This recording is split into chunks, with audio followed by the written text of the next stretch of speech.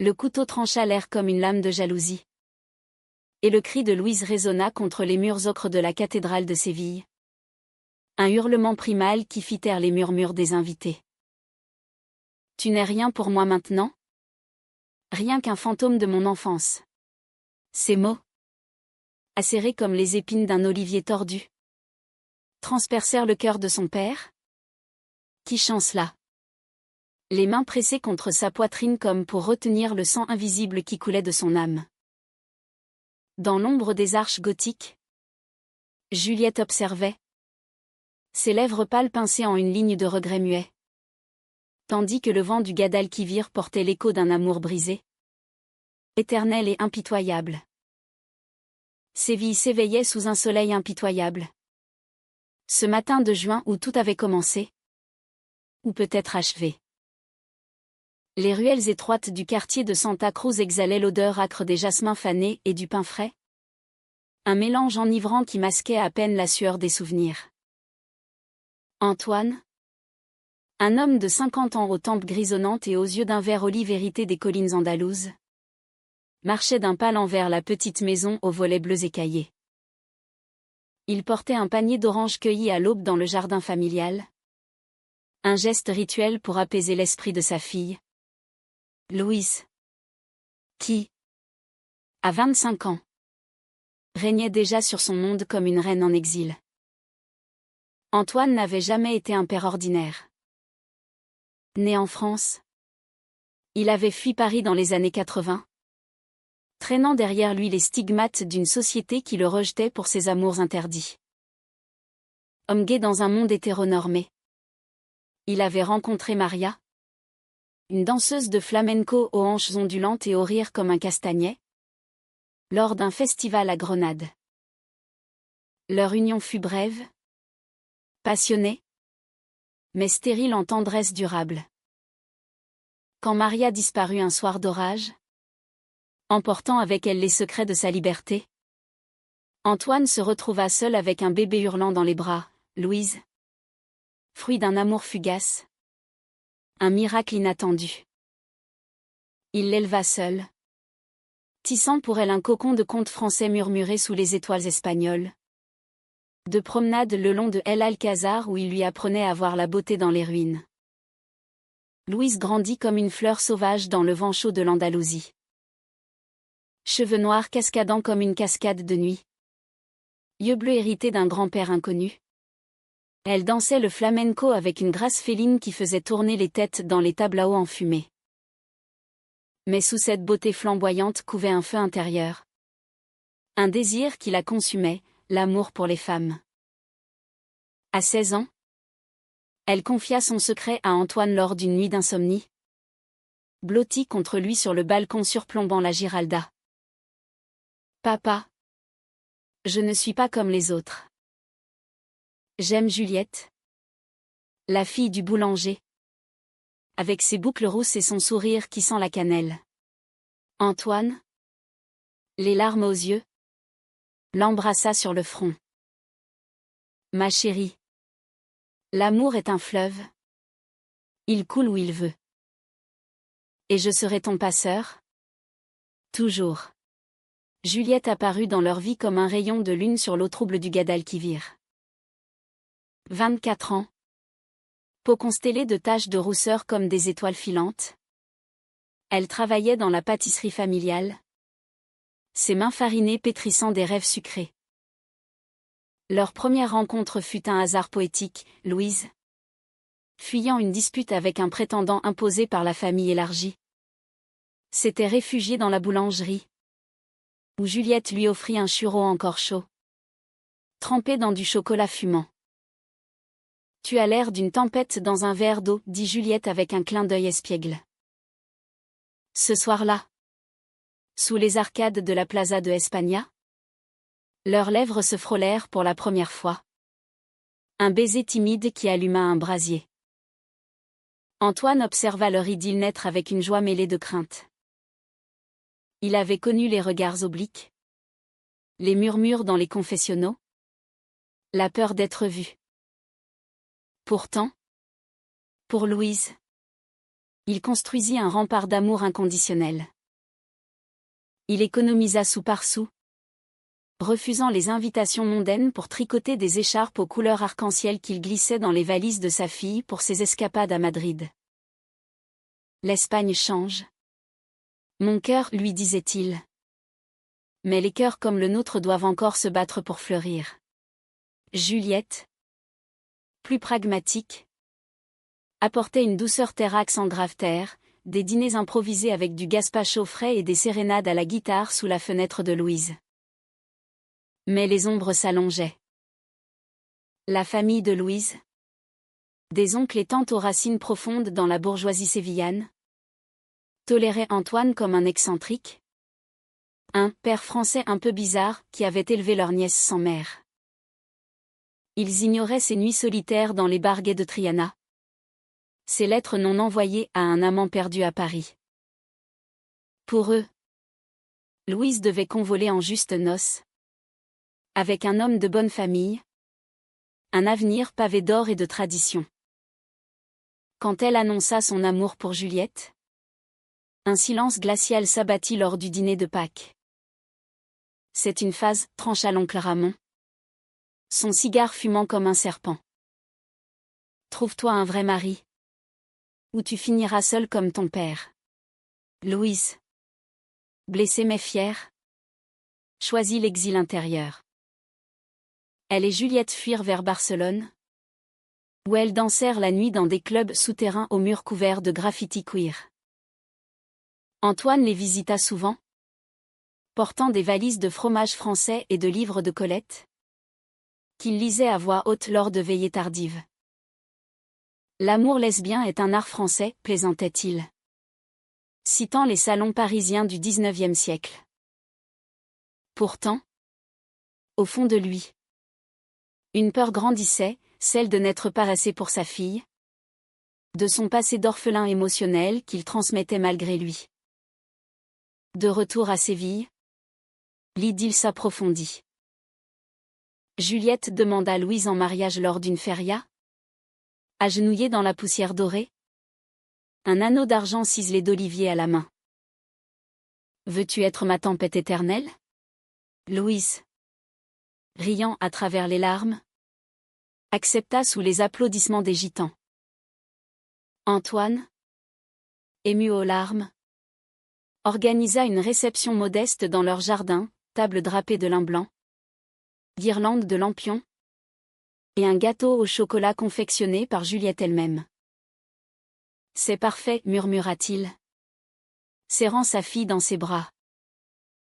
Mais Louise, influencée par les ragots familiaux et les rêves d'une vie plus grandiose, rêvait déjà plus grand. Papa, imagines-tu un mariage à El Alcázar? Avec des fleurs importées de Versailles? Des musiciens de Madrid?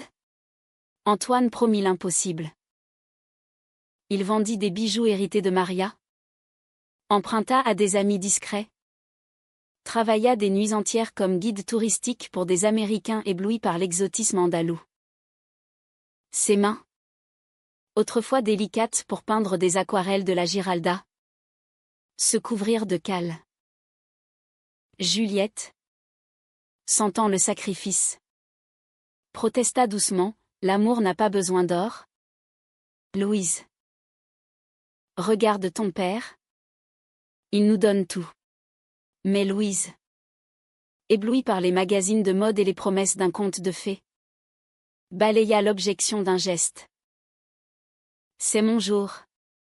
Juliette. Et papa veut que ce soit inoubliable. Les mois passèrent en un tourbillon de préparatifs.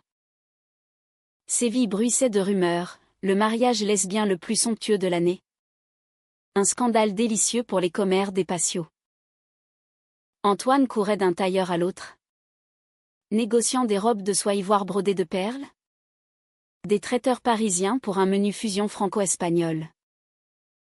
Mais la crise économique mordait les talons de l'Andalousie, les banques resserraient les cordons. Et les dettes d'Antoine s'empilèrent comme des tuiles cassées.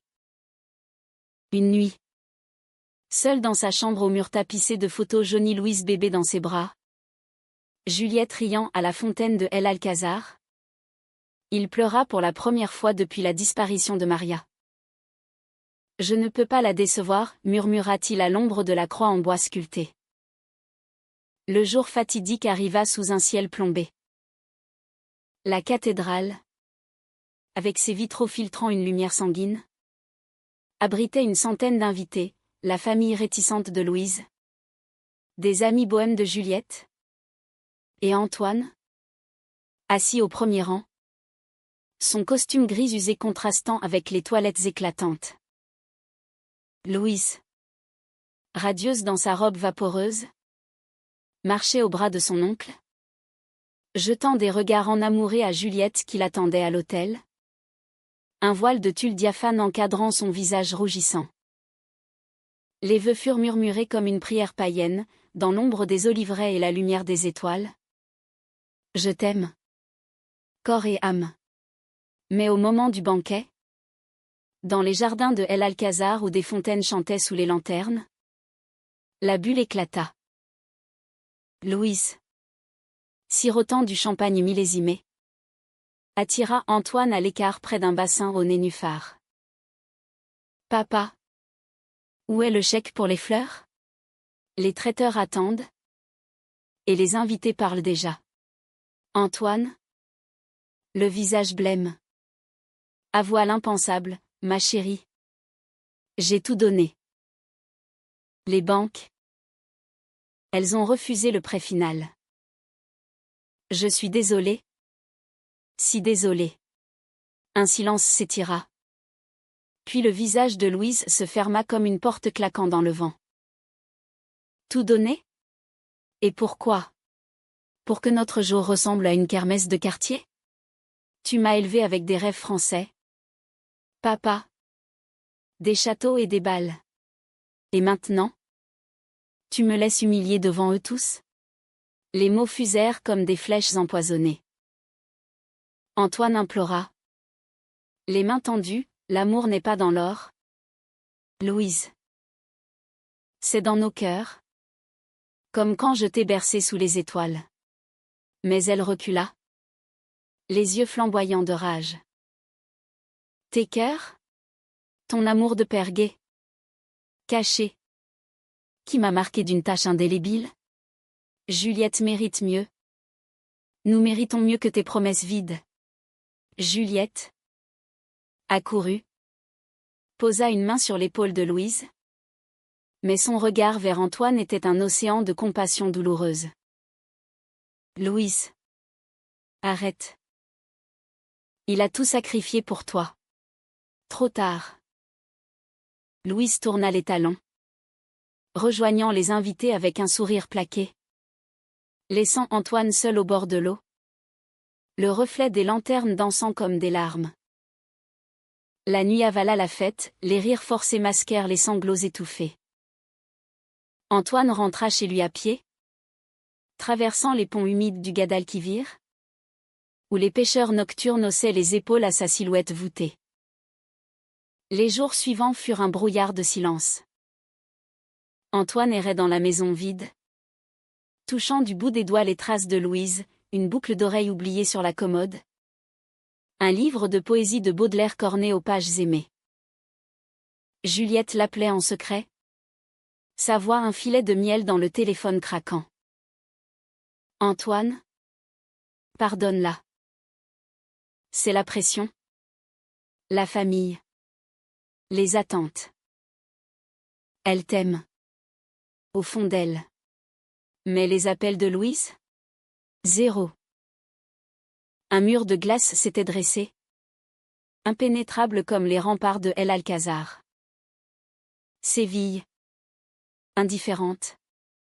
Continuait son ballet éternel, les cloches de la Giralda sonnant les heures. Les vendeurs d'oranges criant dans les marchés. Les couples enlacés dans les patios fleuris. Antoine reprit son travail de guide, racontant aux touristes émus les amours tragiques de Don Juan et de Carmen. Mais ses mots sonnaient creux. Écho d'une douleur qu'il taisait. La nuit. Il écrivait des lettres qu'il ne postait pas.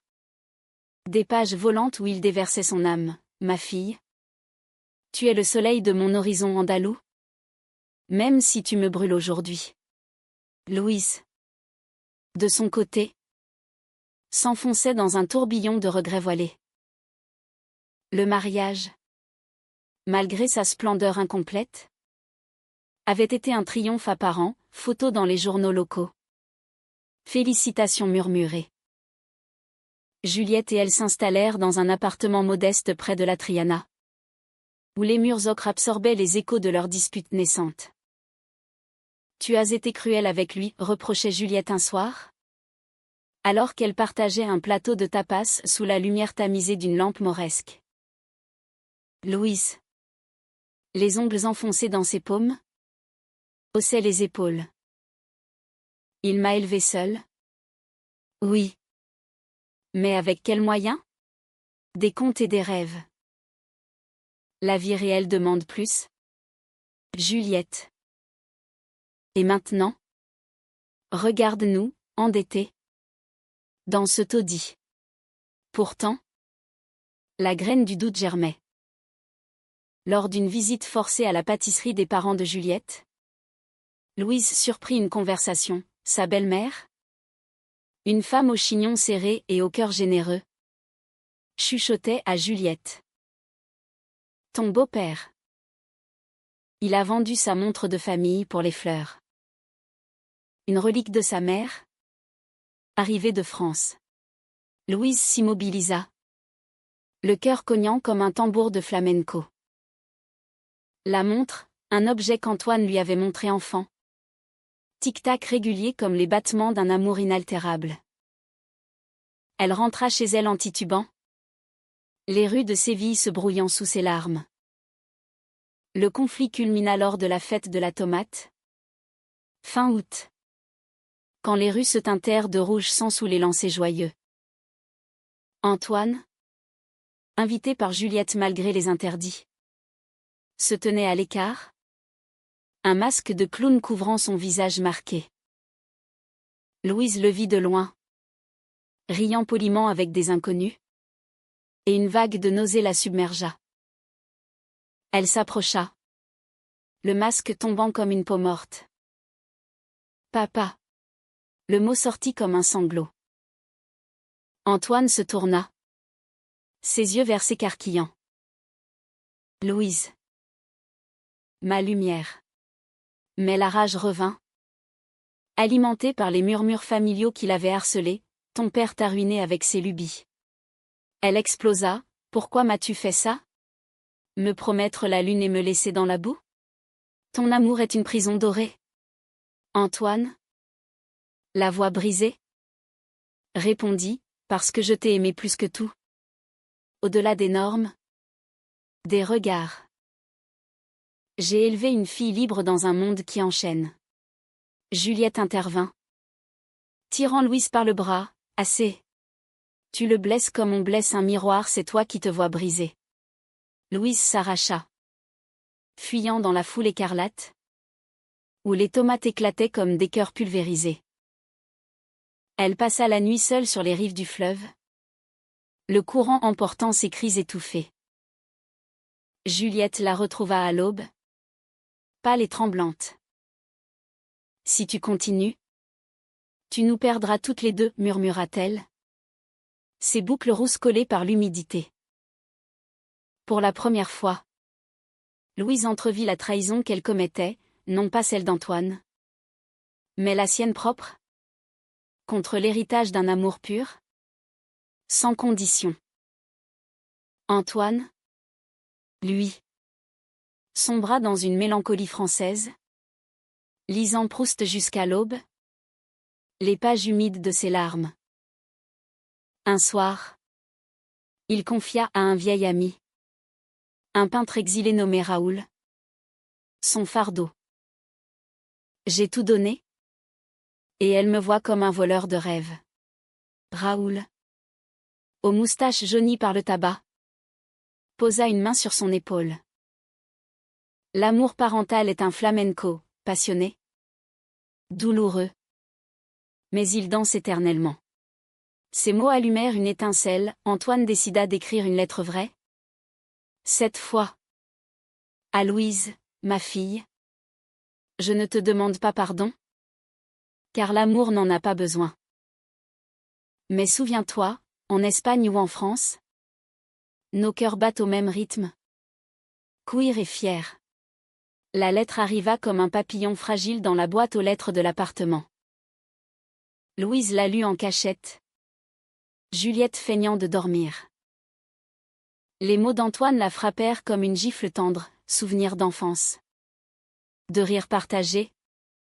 De leçons d'amour inconditionnel. Tu es ma révolution. Louise. Née d'un amour qui défia le monde. Elle pleura. Le papier froissé dans son poing. Et pour la première fois, la culpabilité la submergea comme une marée haute. Pourtant, le destin tissait ses fils plus serrés. La famille de Louise, sentant la fissure, ourdit un plan, un cousin aisé. Eduardo offrit de sauver le couple en épongeant les dettes du mariage, à condition que Louise réfléchisse à son orientation. C'est pour ton bien, insista l'oncle Ramon lors d'un déjeuner tendu. Juliette, outrée, claqua la porte, votre bien est une cage. Mais Louise, affaiblie par la solitude, hésita. Une nuit, après un vin trop fort, elle murmura à Juliette, et si c'était plus facile avec un homme? Les mots tombèrent comme une trahison, fendant l'air entre elles. Juliette, blessée au vif, quitta l'appartement à l'aube, laissant une note, l'amour ne se négocie pas. Retrouve-toi. Ou perds-nous. Séville. Témoin muet. Enveloppa Louise dans son étreinte étouffante. Elle erra vers la maison d'Antoine, frappant à la porte comme une fugitive. Il ouvrit. Les traits tirés. Et sans un mot. L'enlaça. Papa. J'ai tout gâché. Il la guida à l'intérieur, où le thé fumait sur la table basse, imprégné d'herbes de Provence. Non. Ma chérie. Tu apprends. Comme nous tous. Leur réconciliation fut un lent flamenco des âmes, confessions chuchotées.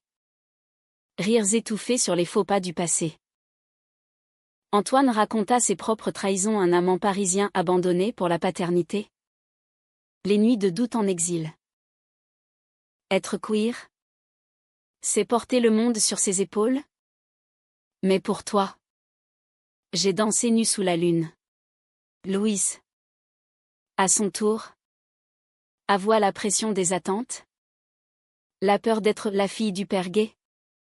Marquée d'une différence qu'elle avait fui en rejetant l'amour paternel. Mais Juliette manquait. Un vide béant. Louise la chercha dans les tables à eau. Les marchés. Les berges du fleuve. Elle la trouva enfin dans la pâtisserie, pétrissant la pâte avec une fureur contenue. Juliette. Je suis désolée. J'ai trahi non seulement papa, mais nous. Juliette. Les yeux rougis. Répondit d'une voix ferme, la trahison commence quand on doute de soi. Prouve-le. Pas avec des mots, mais avec des actes. Elles s'embrassèrent là. Au milieu des sacs de farine. Un baiser salé de larmes et de promesses. Le trio se reforma. Fragile mais uni. Antoine organisa un second mariage non pas somptueux, mais intime, un pique-nique au coucher du soleil dans les ruines de El Italica. Avec du pain, du fromage et des guitares gitanes. C'est l'essence de l'amour, dit-il, levant son verre de sangria. Louise, tenant la main de Juliette, murmura, papa, tu m'as appris à aimer sans chaîne. Pardonne-moi d'avoir voulu les forger. Pourtant, le chaos guettait encore. L'oncle Ramon, furieux de l'union renouvelée, révéla un secret empoisonné, des lettres de Maria. La mère disparut, accusant Antoine d'avoir volé l'enfant par jalousie possessive. Il t'a élevé seul pour te garder à lui. Louise. Les mots s'enfoncèrent comme des épines. Louise confronta son père lors d'une tempête qui flagellait Séville. La pluie martelant les tuiles comme des accusations. Est-ce vrai?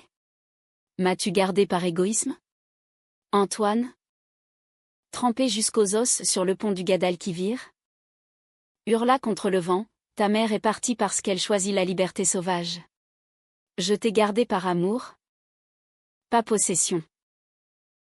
Lis les lettres toi-même, elle crie mon sacrifice. Louise lut.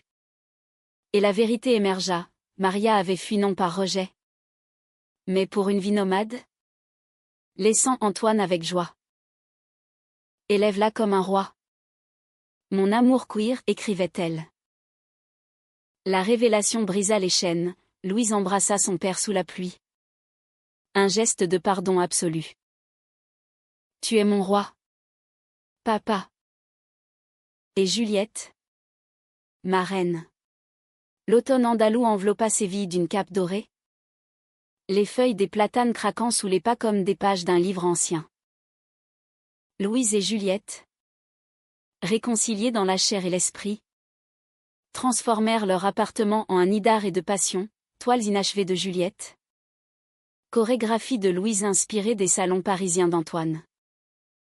Il venait souvent, apportant des croissants volés à la boulangerie française du quartier. Et les soirées se fiaient de récits les cabarets underground de Paris dans les années 70. Les danses lesbiennes secrètes de Grenade. Mais la cicatrice de la trahison persistait. Un fil tendu prêt à rompre. La famille de Louise, empoisonnée par Ramon, boycotta les fêtes, des lettres anonymes glissaient sous la porte, murmurant « fille du péché ». Louise, forte désormais, les brûlait dans le patio, les flammes dansant comme un exorcisme. Ils ne nous définiront plus, déclarait-elle à Juliette. Leurs corps enlacés sous les étoiles. Un amour physique et spirituel qui guérissait les blessures. Antoine, spectateur discret, se surprit à envier cette tendresse, rappelant ses propres amours perdus, un marin basque aux yeux de tempête, un poète catalan au vers acéré. Un jour de novembre pluvieux, Juliette annonça une nouvelle qui illumina la maison, « Je suis enceinte. » Adoption? Bien sûr. Mais imagine, une petite flamme pour notre foyer. Louise, stupéfaite, rit et pleura, courant chez Antoine pour partager la joie. Il les serra toutes deux, les yeux brillants. Un petit enfant queer, élevé dans l'amour libre. C'est la vengeance douce contre le monde. Ils planifièrent une chambre aux murs peints d'arc-en-ciel, des berceuses en français et en espagnol. Pourtant, le destin, capricieux comme un torero, lança son assaut final. Ramon, rongé par la jalousie et l'amertume d'une vie étriquée, ourdit une calomnie publique.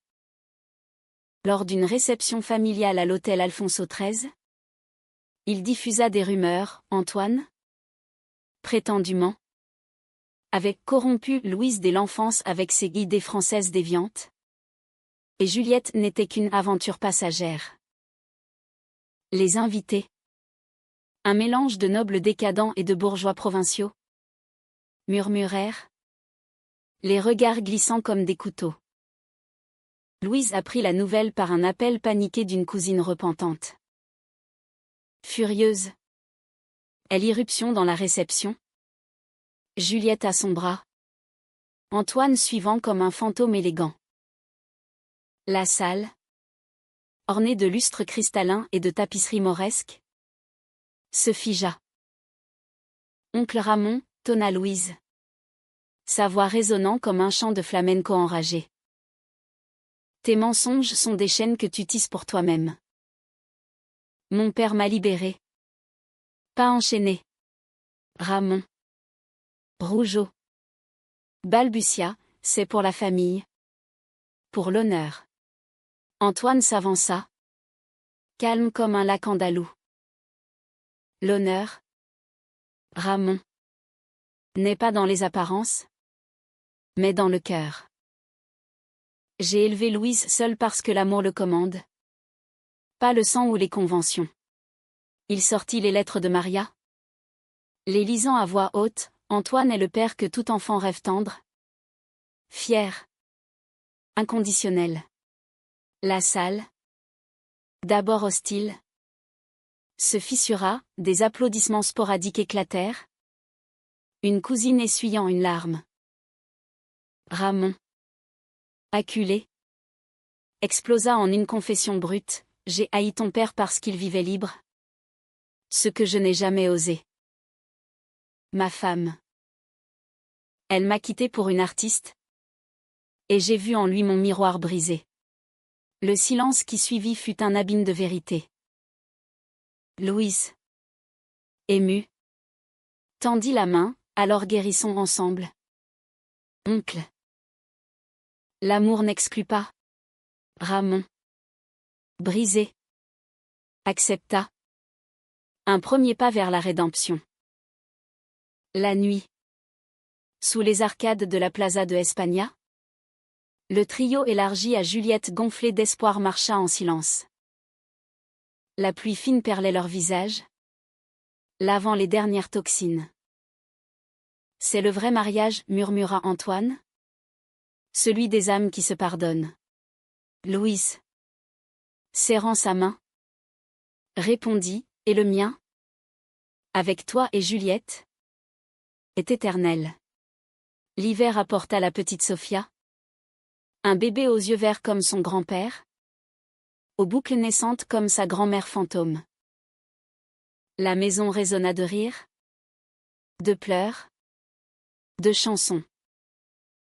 Antoine, devenu conteur attitré, inventait des fables où des reines lesbiennes régnaient sur des royaumes d'oliviers, et des pères guettissaient des couronnes d'étoiles. Juliette peignait des portraits familiaux, capturant l'essence de leurs liens, Louise dansant, Antoine lisant, Sophia gazouillant au centre. Un soir de printemps, lors d'une procession de la Semaine Sainte, ils défilèrent ensemble. Torches allumées défiant les ombres du passé. Ramon. Réconcilié. Marchait derrière. Portant le Christ comme un symbole de résurrection. Nous sommes tous brisés. Mais recollés plus fort, dit-il à Antoine. Une poignée de mains scellant la paix. Louise. Observant sa famille élargie. Comprit la leçon humaniste, l'amour. Qu'il soit parental, romantique ou fraternel, est un acte de rébellion contre la solitude. Dans l'ombre des cathédrales sévillanes, où les amours interdites avaient autrefois murmuré, leur histoire s'inscrivait désormais en lettres d'or, un père gay, une fille lesbienne, une épouse rousse, et une enfant promise à la liberté. Le Guadalquivir coulait, indifférent, emportant les peines vers la mer, laissant derrière lui un rivage de tendresse infinie. Et ainsi, dans le cœur battant de l'Andalousie, où le flamenco pleure et rit à la fois, ils dansèrent leur vie. Un ballet romantique et dramatique, éternel comme les étoiles au-dessus de la Giralda. Pourtant, la vie, fidèle à son essence dramatique, réservait une ultime épreuve, un crescendo émotionnel qui testa les fondations de leur union fragile. Sophia grandissait. Une tornade de 2 ans aux boucles indomptables, réclamant des histoires de « Papa Antoine » avec une insistance comique. Louise et Juliette, mères attentives, naviguaient les joies et les fatigues de la parentalité, nuit blanche bercée de berceuses françaises, Journée au parc Maria Luisa où Sofia chassait les pigeons avec des cris de joie pure. Antoine, grand-père fier, tricotait des chaussettes arc-en-ciel, ses doigts noueux témoignant des ans, mais son esprit vif comme un vin de Rioja. La trahison ressurgit sous une forme inattendue, non de la famille, mais de l'intérieur. Juliette, épuisée par les nuits hachées et les factures persistantes du mariage passé, commença à douter. Un soir, après avoir déposé Sofia chez Antoine pour une sieste, elle confia à Louise. Lors d'une promenade le long des remparts de El Alcázar, et si notre amour était une illusion? Ton rejet de ton père. Il m'a fait peur. Sommes-nous solides? Ou juste des ombres qui se cherchent? Louise, le cœur serré, revécut le fantôme de sa propre trahison. Juliette, j'ai appris, l'amour se cultive comme un jardin andalou, arrosé de pardons quotidiens. Mais les doutes s'insinuaient. Venimeux. Juliette fréquenta un groupe de soutien pour parents queer à Malaga, où une femme nommée Carmen, une psychologue aux yeux sombres et à la voix veloutée, offrit une écoute que Juliette n'avait pas eue depuis longtemps. Des cafés innocents devinrent des confidences tardives, un baiser volé. Lors d'une retraite en bord de mer? C'est là la brèche. Juliette rentra à Séville la mort dans l'âme, portant le poids d'une infidélité qu'elle ne pouvait confesser. Louise le sentit dans les silences, les regards fuyants. Le chaos éclata lors d'une feria d'avril, où les rues explosaient en couleurs et en cris. Vêtue d'une robe fleurie, Louise dansait avec Sofia sur les épaules d'Antoine, quand Juliette disparut dans la foule. Elle la trouva près d'une fontaine, en larmes. Carmen à ses côtés, une silhouette fugitive qui s'éclipsa à l'approche. « Qu'est-ce que c'est » demanda Louise. La voix à un fil tendu. Juliette s'effondra, avouant tout dans un torrent, la fatigue, la tentation, le regret immédiat.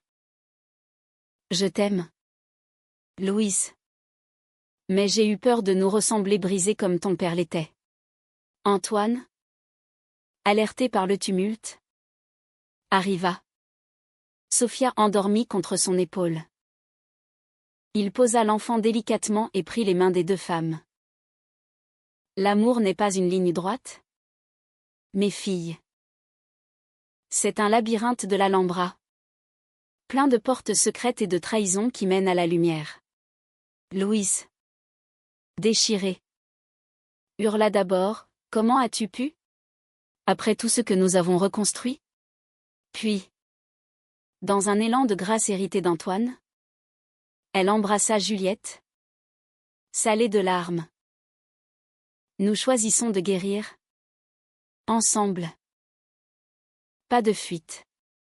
Carmen, confrontée plus tard par une lettre ferme de Juliette, s'excusa et disparut. Un chapitre clos. La crise forgea leur lien en acier trempé. Juliette entama une thérapie, explorant ses propres ombres, une enfance sous le joug d'un père machiste, une soif de validation qu'elle projetait. Louise, à son tour, consulta un sage local, un gitano aux yeux perçants, qui lui enseigna, le pardon est le vrai flamenco, il saigne, mais il élève. Antoine, pilier silencieux, organisa des retraites familiales dans les collines d'Olivier, où il campait sous les étoiles, partageant des feux de joie et des confessions nues. Sofia, intuitive comme un oracle enfantin, devint le ciment, ses rires effaçaient les cicatrices. Ses questions innocentes, pourquoi maman pleure? Forçaient la vérité tendre. Parce que l'amour grandit dans les larmes? Ma puce, répondait Louise. Et Juliette ajoutait, comme les roses après la pluie. Le dénouement s'acheva en été. Lors d'un voyage à Paris, un pèlerinage offert par Antoine, vendant ses dernières aquarelles. Sous la tour Eiffel scintillante, ils pique-niquèrent sur les berges de la Seine, baguettes croustillantes, fromages odorants, et du vin rouge comme le Guadalquivir au crépuscule.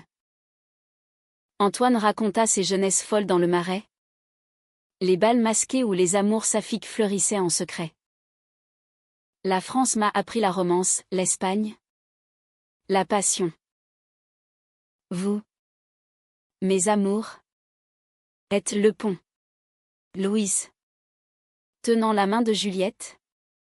Sophia jouant dans l'herbe, murmura, papa, tu n'as pas échoué. Tu as créé un legs, un amour qui défie les tempêtes. Juliette, les yeux humides, ajouta, et nous le porterons. Pour Sophia et au-delà. De retour à Séville, la vie coula comme un rio apaisé. Antoine, apaisé, écrivit un mémoire Un père queer en Andalousie. Page dédiée à Louise et Juliette, vendue dans les librairies locales, touchant d'autres cœurs marginalisés. Ramon, transformé, devint allié, organisant des ateliers sur l'acceptation familiale.